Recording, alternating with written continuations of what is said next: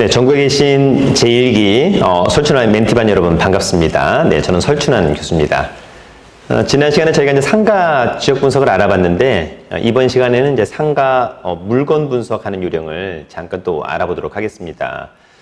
또 하나 중요한 것은 이런 강의를 듣는 것도 중요하지만 실전에 현장에 가셔가지고 이런 것들을 한번 체크해보는 습관을 한번 가져보면 좋을 것 같고요. 실제로 가장 중요한 것은 이론에 대한 부분도 중요하지만 이론과 실전을 겸비해야 된다라고 하는 점을 다시 한번 여러분들에게 좀 강조를 하고 싶다 이런 생각이 듭니다. 이번에 지역 분석 관련해서는 지난번에 저희가 이제 일산의 덕이동 로데오 거리를 이야기했는데 이번에는 잠깐 외돔과 라페스타에 대한 부분을 잠깐 한번 정리하고 갑니다. 사실은 일산 투어는 제가 운영하는 그 네이버 카페 설춘환 캠퍼스의 1년 투자 클럽반 학생들이 또는 소액 실전반 학생들이 아주 많이 갔던 곳이에요. 제 개인적으로 봤을 때 일산의 미래 가치는 상당히 좋은 편이다 라고 하는 점이 있습니다.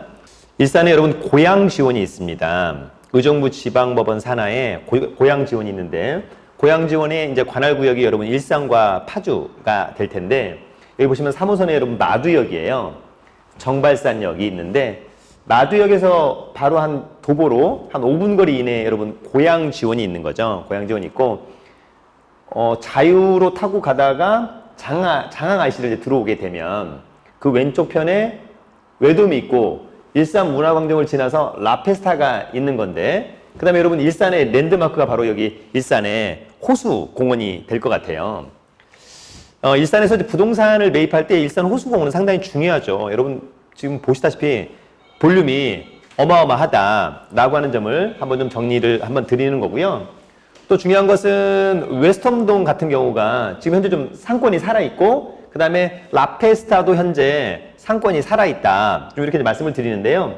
기본적으로 외돔에서 이 빨간색 주 동선 그 다음에 라페스타의 빨간색 주 동선이 사실은 가장 중요한 라인이 될 것 같고 옆에 이제 파란색 라인들로만 간다 하더라도 유동인구와 이런 것들이 좀 상당히 빈약하다. 주동선에 비해서. 그래서 여러분들이 혹시 내가 상가를 뭐 매입한다 또는 월세 임차인을 들어간다고 했을 때 조금 비싸더라도 주동선을 들어가야지 사실은 이런 거는 좀 쉽지 않다. 물론 이제 이런 거를 들어가는 것은 사람이 오지 않아도 되는 뭐 쇼핑몰이라든지 또는 뭐 배달 음식점 뭐 이런 것들은 상관이 없을 것으로 보입니다만 일단 내가 사람이 와야 되는 장사를 해야 된다고 한다면 여러분들이 주동선을 잘 좀 체크해 주기를 좀 바라겠습니다. 자, 상가에 대한 물건 분석인데요. 먼저 여러분 상가에 대한 물건 분석에서 일단 사람들이 가장 중요하게 보는 첫 번째는 층, 향, 면적, 구조라고 여러분들이 좀 이해하시면 좋을 것 같은데 아무래도 층은 뭐 상가는 뭐니 해도 1층이 좋죠. 네, 1층이 좋은데 가성비 중요한 거 아시잖아요. 반면에 1층은 좀 상당히 비싼 편이다라고 하는 점이 이제 문제가 되는 거죠. 네, 누구나가 뭐 1층 가서 사실은 장사하고 싶죠. 그러나 그만큼 비용이 많이 들어간다라고 하는 측면. 그럼에도 불구하고 나는 1층에서밖에 할 수 없다. 그러면 이제 비용을 들여서 1층을 하는 거죠. 대표적으로 뭐 은행이라든지 뭐 지금 저희 그 용산에 저희 학원 밑에 1층 라인들을 보면 뭐 햄버거집, 그 다음에 자동차 판매장, 편의점, 뭐 또 식당, 또 커피숍, 또 뭐 은행, 뭐 또 커피숍, 또 식당, 뭐 이런 것들이 전체적으로 1층 라인에 포진해 있네요. 부동산 중개업소, 뭐 이를테면 이런 것들. 그래서 일단 층이 중요할 것 같고 다만 과거에는 이제 우리가 그 임대인들이 1층에서 있었던 임대업종 중에 은행을 상당히 선호했었다. 여러분 은행은 두 가지 점에서 사실 임대인한테 상당히 매력적이에요. 첫 번째는 월세 체납이 없어. 여러분도 아시다시피 뭐 은행이 월세 체납할 게 없잖아요. 두 번째는 차후에 임대차 계약 기간이 종료됐을 때 은행만큼 명도가 쉬웠던 데는 없었던 것 같아요. 날짜만 딱 정해주면 되는 거거든요. 예. 제가 예전에 은행을 한번 명도할 때 우리는 언제까지만 좀 비워줬으면 좋겠다. 내 은행에서 알겠다. 앞으로 시간만 딱 10일만 더 줘라. 거기에 따른 월세 줄 거고 10일만 딱 있으면 저희가 알아서 다 이사 가겠다. 뭐 전혀 꺼리낌이 없는 거죠. 그래서 여러분들도 혹시 기회가 된다면 뭐 은행 같은 거 딱 잘 많이 받았다. 은행이 있는 건물 명도나 이런 것들 또 나중에 월세 체납 전혀 걱정하실 건 아니다. 그러나 이제 와서 보니까 조금 상가에서 1층에 은행이 있는 것이 좀 안 좋다라고 하는 부분이 이제 언급되고 있는 거예요. 이유는 저희 건물이 만약에 5층이라고 하는 건데 1층에 만약에 은행이 있다. 근데 여러분 은행은 한 6시 정도면 불이 꺼지잖아요. 그러면 나머지 층이 사실은 저녁 때 거의 죽어버리는 이 영업력이 이제 죽어버리는 이런 문제가 될 수 있는 거 아닙니까? 그래서 지금은 1층에 한 10시나 12시까지 장사할 수 있는 대형 커피숍, 이를테면 스타벅스라든지 뭐 커피빈이라든지 파스쿠치라든지 이런 것들도 상당히 선호하고 있는 것 같고요. 또 뭐 롯데리아나 뭐 이런 것들 패스트푸드점 좀 오랜 시간 장사할 수 있는 이런 가게들을 좀 상당히 선호하더라.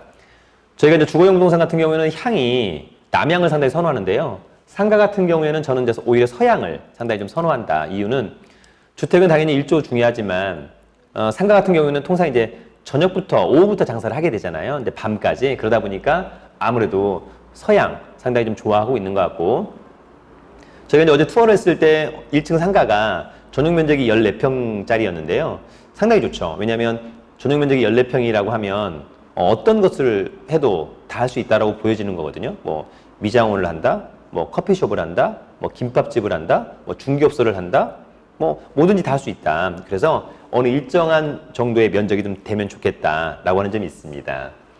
그다음에 이제 그 건물이 있는 각 층에 건물의 임대 업종, 또 공실 현황 이런 거 상당히 중요합니다. 그래서 공실 현황은 현장에 가보시면 이제 알 수 있는 거잖아요. 공실이 너무 많다라고 하는 것은 사실은 임대 수요가 그다지 썩 유쾌하지 않다라고 하는 점이 있고, 특히 이제 상가 같은 경우에 뭐 어떤 건물 같은 경우에 1층에 들어올 때 인포메이션에 각자의 간판이 있어요. 그죠? 101호는 뭐, 102호는 뭐, 201호는 뭐, 202호는 뭐가 있다 이렇게 딱 있는데 그런 것들이 이제 좀 빠진 것들이 몇 개 있다 그러면 사실 좀 공실이 있다라고 하는 부분이 있고, 그런 것들은 이제 관리사무소에 가셔서 다시 한번 확인을 할 수 있을 것으로 보입니다. 보존 상태 상당히 중요하죠, 여러분. 그래서 외부, 내부 상당히 좀 중요할 것 같고, 주차장도 아무래도 좀 있는 게 좋겠다라고 하는 점이 있고, 요즘에 이제 뭐 대형 뭐 음식점 가족들이 전부 다 차 타고 오지 뭐 지하철 타고 오기는 어렵잖아요. 그래서 주차장. 그 다음에 3층 이상이라면 엘리베이터가 좀 있어야 되겠다. 저희 학원도 4층이에요.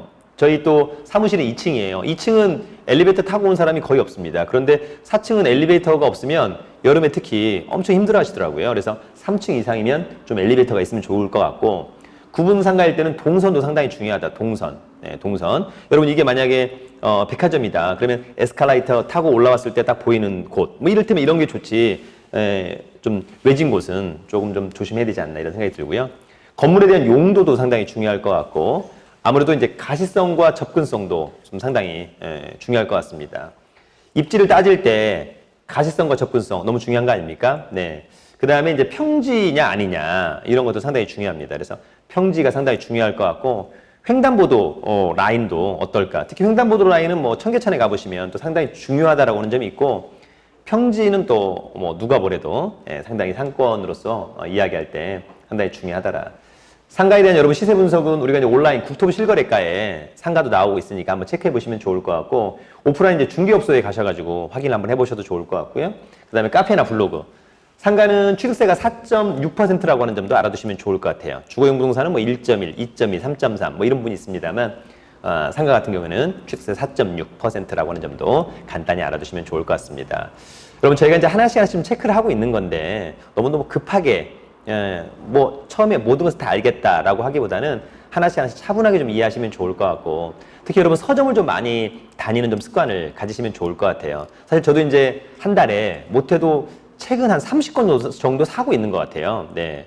그럼 막상 읽어보는 책은 한 2-3권 되겠죠. 다만 목차는 거의 다 보려고 노력을 한다. 여러분들도 책을 좀 많이 읽어보시면 좋을 것 같고, 궁금하신 사항은 제가 운영하는 네이버 카페 설춘환 캠퍼스에서 질문을 좀 해주시면 좋을 것 같고, 좀 더 많은 내용을 좀 사전에 알고 싶다라고 한다면 제가 운영하는 팟빵, 즉 팟캐스트에 설춘환 아카데미가 있어요. 그런 것들도 한번 봐주시면 좋을 것 같고, 혹시 유료로 뭐 경매나 MPL 세금매 듣고 싶다라고 한다면 제가 운영하는 설춘환 아카데미라고 하는 유료 동영상 사이트가 있습니다. 그런 것들도 한번 봐주시면 좋을 것 같습니다. 아무튼 여러분 공부하는 것도 중요하다. 그러나 더 중요한 것은 돈을 벌기 위해서 현장과 실천하는 능력이 더 중요하다라고 하는 점을 말씀드립니다. 여러분 설춘환 캠퍼스의 설춘환이었습니다. 감사합니다.